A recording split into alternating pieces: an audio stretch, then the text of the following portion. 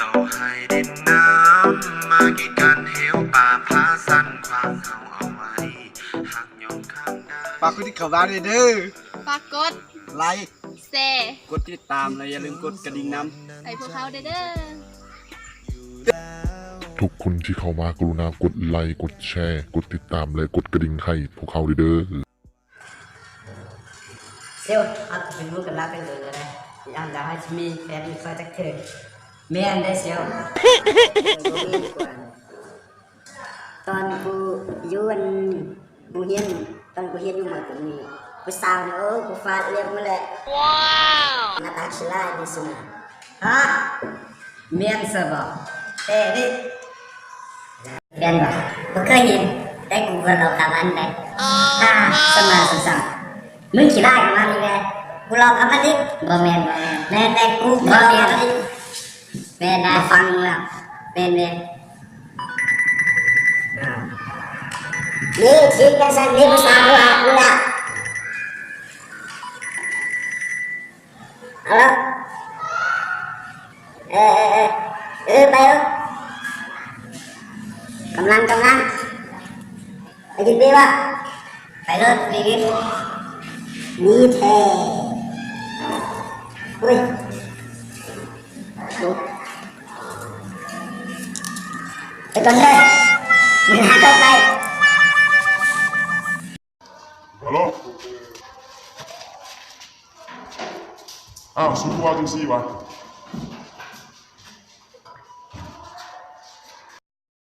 ฮัลโหลสุภาพจังซี่สุฮูตี้ว่าพ่อกูเป็นคนรับจ้างไถนา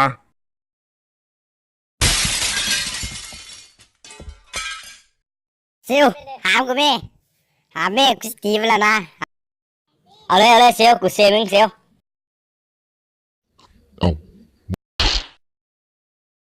เป็นจังไรซิวมึงเจ็บลายบ่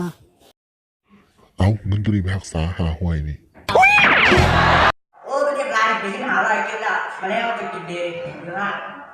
ต้องเจอมันแน่นอนบ่เจ็บลายไซส์ผมจุดขาดเลย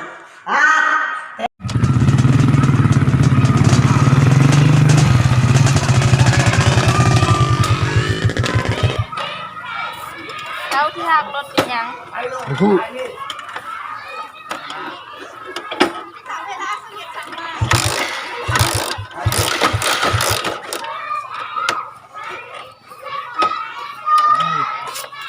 ยังฮ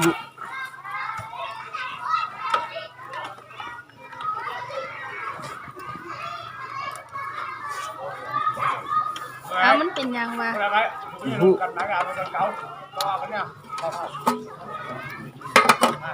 น้ำมันเบือดโอ้ยเนาะจะไปที่ไหนจังเนี่ยถูกปะไอ้เงินมาทางคันสิขออีแม่กะยานตั้งแต่เล่าทาง ไม่ไรบ่เพื่อหัดไม่เอาใช้เงินก่อน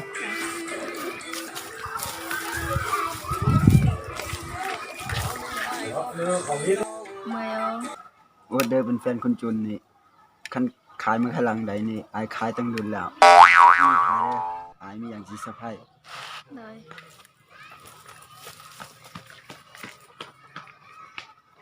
Oh no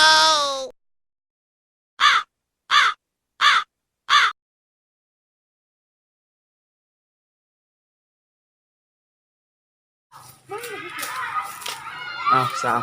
มาคนเดียววะโดยมาคนเดียวนางน้ำเดียววะ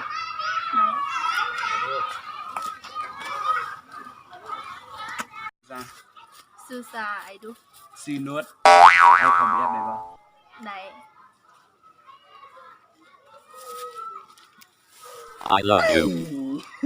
บริษัทไอคอไทยคอมน้ำได้ปะโอเค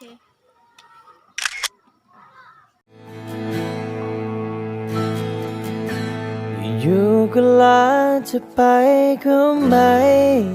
บอกมาลวงมาหลอกให้รักเธอไหมจะจู่มาทิ้งฉันให้นอนเสียใจจะอยู่อย่างไรชีวิตที่ไร้เธอ แต่อยากจะดึงจะยื้อเวลาจะย้อนให้เธอกลับมามันคงจะเป็นไปไม่ได้มันยังจะรั้งไม่เพื่ออะไรเมื่อคนจะไปก็ต้องไปไม่มีทางแค่อยากขออย่าเพิ่งทิ้งฉันไปได้ไหมมันยังไม่พร้อมที่จะเสียใจมันยังไม่พร้อมที่จะรับใครเข้ามาใหม่ยังไม่เตรียมหัวใจได้โปรดเถอะนะอย่าทิ้งให้ฉันต้องร้องไห้อย่าทิ้งฉันไปมีคนใหม่นี่นายจะเร็วไปไหมที่จะต้องเจ็บ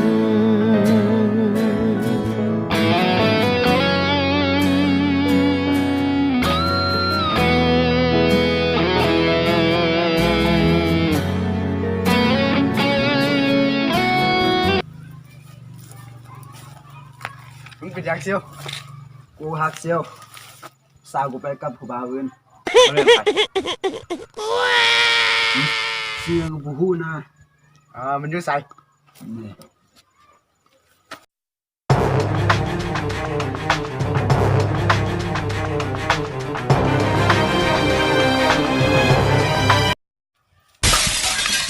ไอ้มึงมาอยู่กับสาวเซียวกูอ้าวมึงคือมาจังสี่เฮ้ยเข้ามาแม่ว้าวว้ายเวียนยังเซียวกูเซียวเป็นยังเซียวเซียวตื่นเซียว